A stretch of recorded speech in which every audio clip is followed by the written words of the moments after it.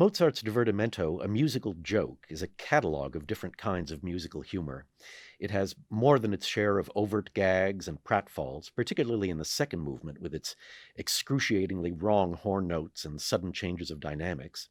But it's the fourth movement that I think has the most subtle jokes. And I know that there's an old cliche, if you have to explain a joke, it's probably not very funny. I'm going to risk turning that old rule on its head and explain to you a couple of the reasons why the finale is funny and why musicians find it very funny, and now you're going to be in the know as well.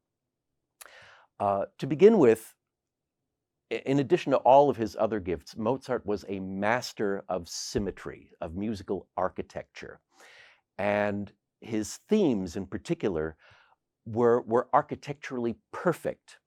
You all know the famous theme that starts his Symphony No. 40 in G minor.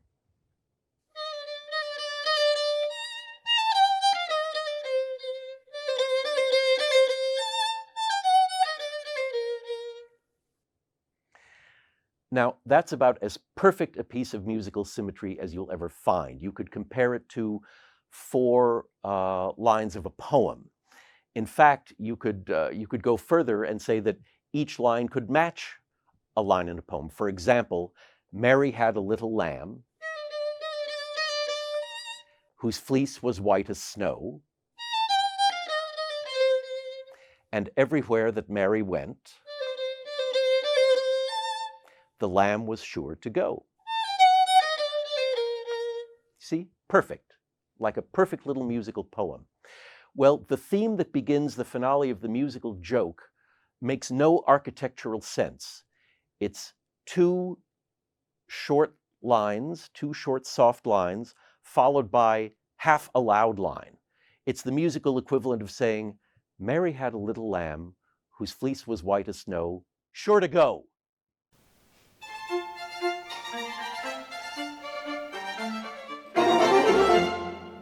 See? But for me, the single funniest moment in Mozart's musical joke is Mozart's deliberately missed opportunity. There is a form in music called a fugue. You've probably heard the term many, many times. You might not know exactly what it is.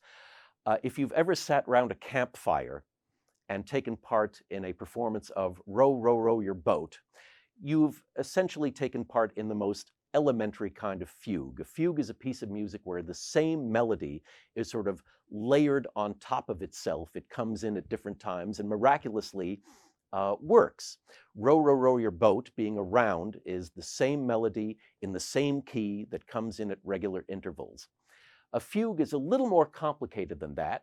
The entrances tend to be staggered. They don't necessarily come in the same proportion to one another. The theme can come in different keys. By way of example, this is what a classical composer might have done with Row, Row, Row Your Boat in order to dress it up and make it a little more sophisticated.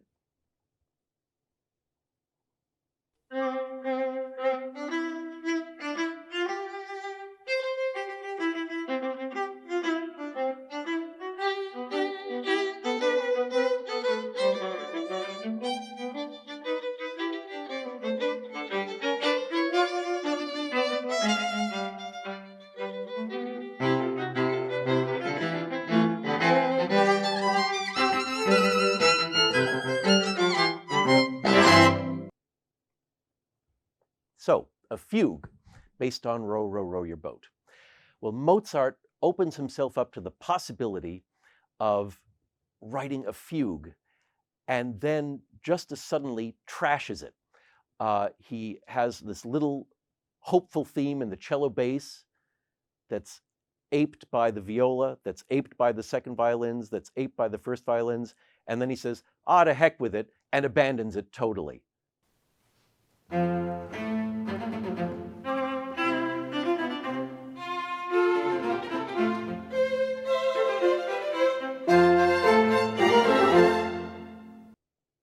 See, a great missed opportunity.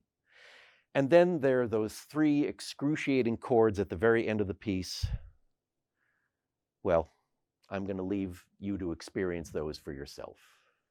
Mozart's musical joke.